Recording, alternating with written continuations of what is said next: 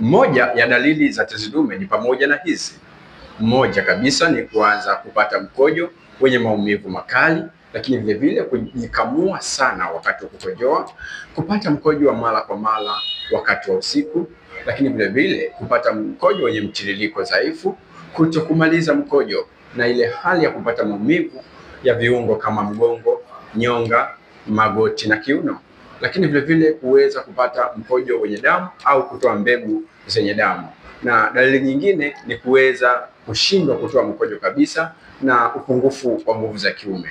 Sasa wewe unayenisikiliza, pengine unapitia moja ya dalili ambazo nimezieleza hapa na unahitaji kusaidiwa. Kumbuka kuwa tezi dume inatibika bila kufanyiwa upasuaji ikiwa utawahi matibabu.